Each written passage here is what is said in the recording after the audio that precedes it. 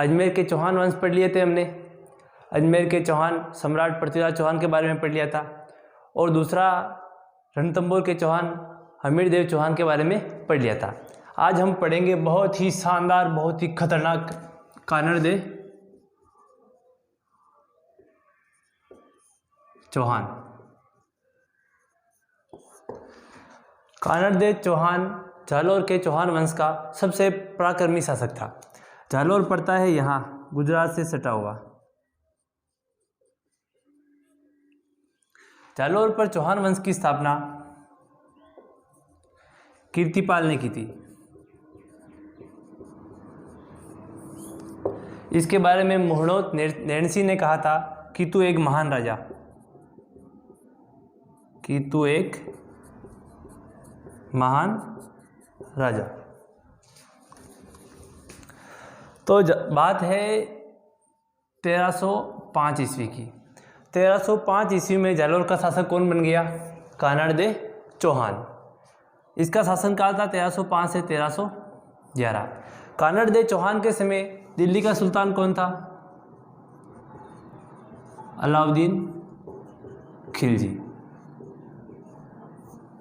बहुत ही क्रूर शासक था ये देख लो इसकी क्रूरता। राजस्थान में 1301 रणथंभौर का जो पहला साका हुआ था वो अलाउद्दीन खिलजी की वजह से हुआ। राजस्थान का दूसरा साका 1303 चित्तौड़गढ़ में हुआ, वो भी अलाउद्दीन खिलजी की वजह से हुआ। राजस्थान का तीसरा साका जो सिवाना दुर्ग में होगा वो भी किसकी वजह से होगा? अलाउद्दीन खिलजी की वजह से। और राजस्थान का चौथा साका जो जालोर दुर्ग में होगा वो भी किसकी वजह से होगा? अलाउद्दीन खिलजी की वजह से। तो देख लो कितना क्रूर शासक था। हुआ क्या, एक बार अलाउद्दीन की सेना जा रही थी गुजरात।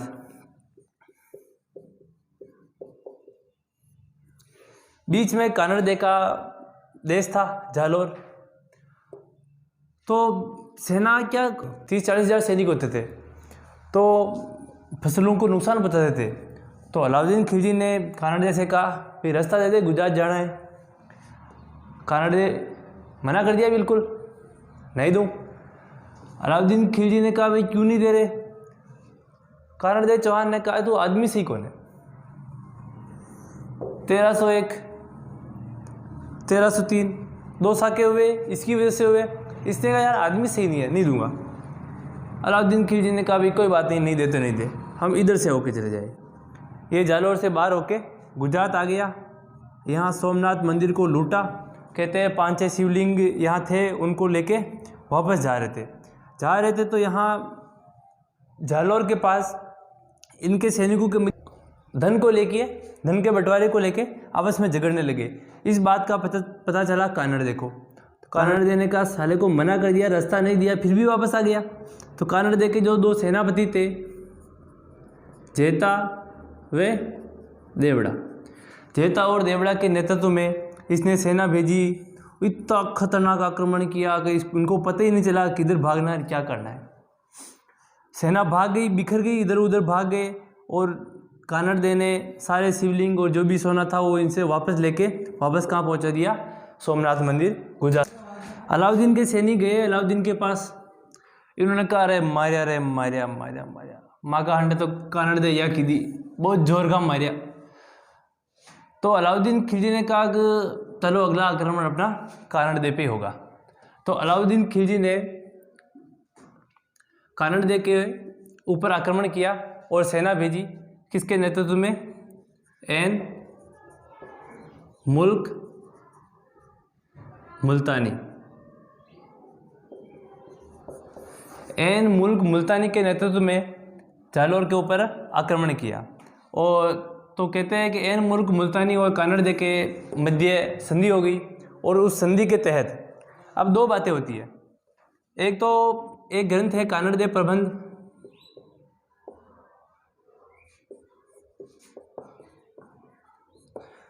एक फरिश्ता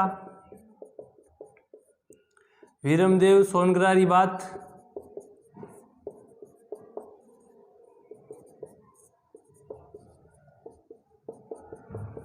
इनसे हमें कानड़देव के संबंध में जानकारियाँ मिलती है।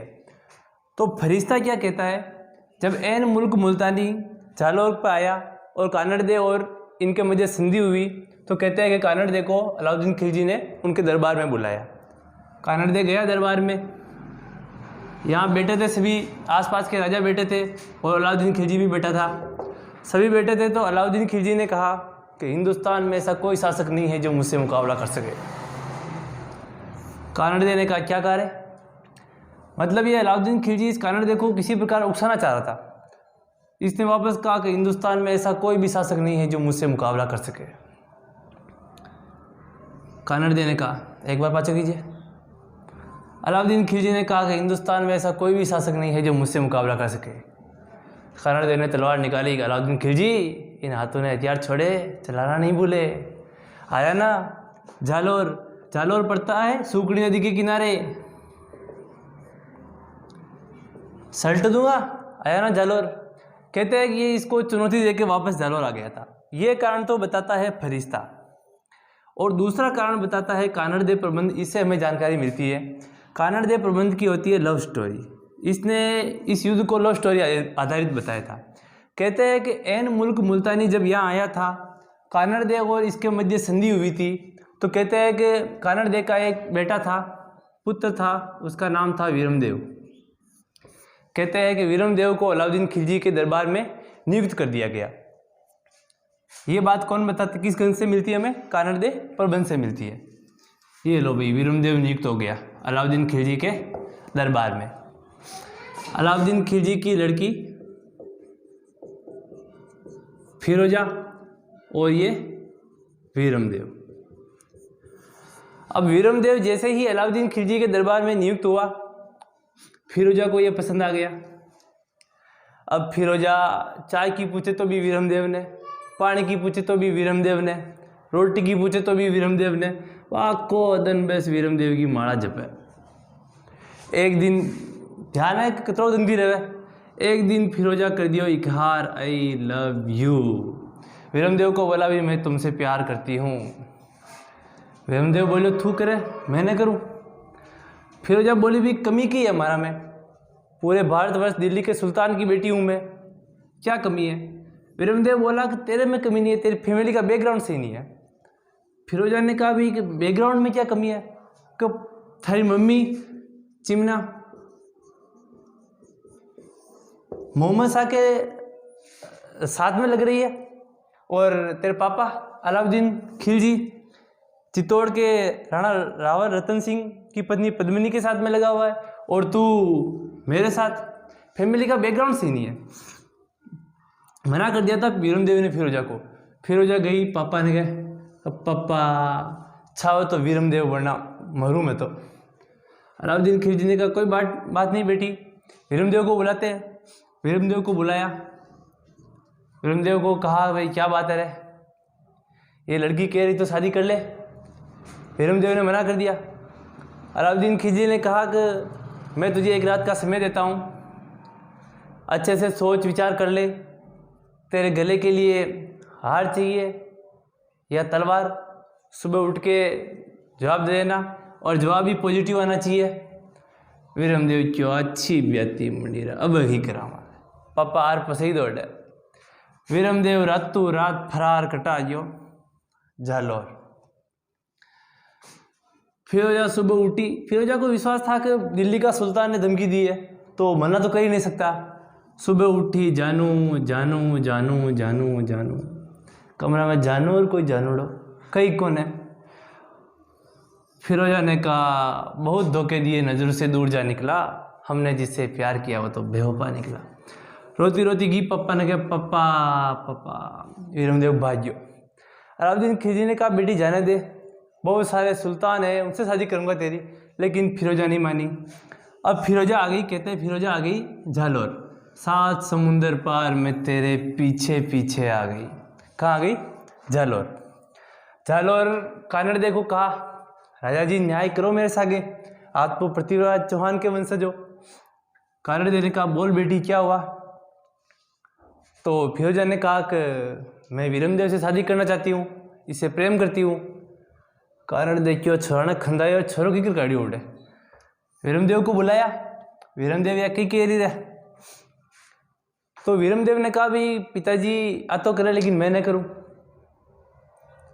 तो कानड़देव ने फिरोजा से कहा कि भाई वो न करे तो किसान ज़बरदस्ती करा मेरा तो आपने समाज का साथी दे कोई अच्छो बढ़िया लड़को और वक़्त साथ में शादी कर। लेकिन फिरोजा ने मानी। फिरोजा पड़ेगी पप्पा ने गए, पप्पा छाओ तो वीरमदेव छाओ वरना मेहरू में। तो फिर अलाउद्दीन खिलजी ने कहा कि अब हमारा आक्रमण किस पे होगा, कानड़देव के ऊपर ही होगा। तो अलाउद्दीन ने क्या कहा, अब हमारा दूसरा आक्रमण किस पे होगा, जालौर पर कानड़देव चौहान के ऊपर ही होगा। तो अलाउद्दीन ने कहा भाई एक कमाल का आदमी ढूंढो रे जो आक्रमण अच्छा कर सके। तो उसका नाम था कमालुद्दीन गुर्ग। अलाउद्दीन खिलजी ने कमालुद्दीन गुर्ग को सेनापति बनाया और जालौर पर आक्रमण करने के लिए भेज दिया। अब जालौर हमने पिछले वीडियो में पढ़ा था रणथंभौर दुर्ग। रणथंभौर दुर्ग को जीतने के लिए किस दुर्ग को जीतना जरूरी है, जैन दुर्ग को। जैन दुर्ग रणथंभौर दुर्ग की कुंजी। इसी प्रकार जालौर दुर्ग की भी कुंजी है, सिवाना दुर्ग। कहते हैं कि जालौर दुर्ग के दरवाजे से आज दिन तक कोई आक्रमणकारी प्रवेश नहीं कर सका, कभी प्रवेश नहीं कर सका, इतना बुलंदी है। तो जालौर दुर्ग को जीतने के लिए किस दुर्ग को जीतना पड़ेगा, पहले सिवाना दुर्ग। तो ये जालौर दुर्ग की कुंजी कौन सा दुर्ग हो गया, सिवाना दुर्ग। सिवाना दुर्ग अभी बाड़मेर में पड़ता है। राजस्थान में सिर्फ 2 दुर्ग ही ऐसे हैं जिनकी कुंजियाँ हैं, एक तो रणथंभौर दुर्ग, रणथंभौर दुर्ग की कुंजी जैन दुर्ग और जालौर दुर्ग की कुंजी सिवाना दुर्ग। तो कमालुद्दीन गुर्ग सेना लेके आया, सबसे पहले किसके ऊपर अटैक करेगा, सिवाना दुर्ग पर। यहाँ पढ़ते देखो, ये सिवाना दुर्ग, अगर ये कुंजी हाथ लग गई तो ये ताला खुलेगा वरना नहीं खुलेगा। तो इसने चारों तरफ घेरा डाल दिया और उस समय जो सिवाना दुर्ग का शासक था वो था शीतलदेव। शीतलदेव की वीररचना इतनी अच्छी थी कि कमालुद्दीन कुछ नहीं बिगाड़ सका इसका। फिर इसने क्या किया, शीतलदेव का एक सेनापति था बावले, बावले को अपनी ओर मिलाया और यहाँ के तालाब में जलाशय के अंदर गोमांस और रक्त आदि डलवा दिया, जिससे पानी की किल्लत हो गई और इसका दरवाज़ा खोलना पड़ा। फिर ये कमालुद्दीन के नेतृत्व में सेना अंदर घुस गई और भयंकर नरसंहार किया। शीतलदेव ने केसरिया किया और इसकी रानी अग्नि में जौहर कर लिया और ये साका पूर्ण हुआ 1308।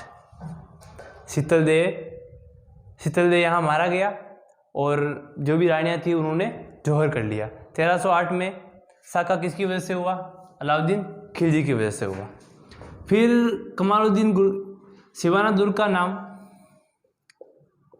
खैराबाद रख दिया। अलाउद्दीन खिलजी ने सिवाना दुर्ग को जीतकर इसका नाम क्या रख दिया था, खैराबाद। फिर इसने अटैक किया जालौर दुर्ग में।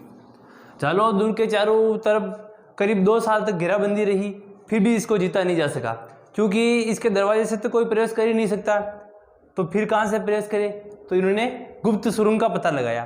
फिर पहले के जो दुर्ग होते हैं उनमें गुप्त सुरंग होती है, ताकि आपातकालीन समय में राजा और राजा का परिवार उस गुप्त सुरंग से निकल सके। 2-3 किलोमीटर दूर निकलती थी वो। तो गुप्त सुरंग का पता लगाया, लेकिन गुप्त सुरंग का पता भी नहीं लग रहा था। तो कानड़देव का एक सेनापति था, कोई बीका नाम का, बीका, उसको अलाउद्दीन खिलजी ने लालच दिया पैसे का। तो बीका ने गुप्त रास्ते, महल के सारे गुप्त रास्ते उसको बता दिए और बीका शाम को खुशी से आया और अपनी पत्नी को यह वृत्तांत सुनाया, भी मैंने ये काम कर दिया। पत्नी देशभक्त थी, उन्होंने बेलन मारा एक बीका को, बीका वहीं ढेर, और दौड़ी दौड़ी गई किसके पास, कानड़देव के पास, लेकिन तब तक बहुत देर हो चुकी थी। सेना जालौर दुर्ग के अंदर घुस गई थी और कानड़देव और वीरमदेव दोनों लड़ते हुए वीरगति को प्राप्त हुए और यहाँ की जो औरतें थे उन्होंने सबने जौहर कर लिया और ये साका पूर्ण हुआ 1311 ईस्वी में। राजस्थान का पहला साका रणथंभौर 1301, एकमात्र जल जौहर हुआ था यहाँ, हमीरदेव चौहान था। राजस्थान का दूसरा साका 1303 चित्तौड़गढ़ दुर्ग, रावल रतन सिंह और रानी पद्मिनी के नेतृत्व में जौहर हुआ था यहाँ पे। और राजस्थान का तीसरा साका सिवाना दुर्ग में हुआ था और राजस्थान का चौथा जालौर दुर्ग चारों जो साके थे वो किसकी वजह से हुए थे? अलाउद्दीन खिलजी की वजह से। कहते हैं कि अलाउद्दीन खिलजी ने वीरमदेव का सिर ले गए और फिरोजा को कहा ये ले बेटी वीरमदेव का सिर। तो फिरोजा ने कहा कि पापा मैं तो सोचो आपको ही ले आओ। फिर फिरोजा ने उसके सिर का अंतिम संस्कार किया यमुना नदी के किनारे और खुद यमुना में कूदकर जान दे दी। ठीक है, ये आपका जालौर के चौहान खत्म।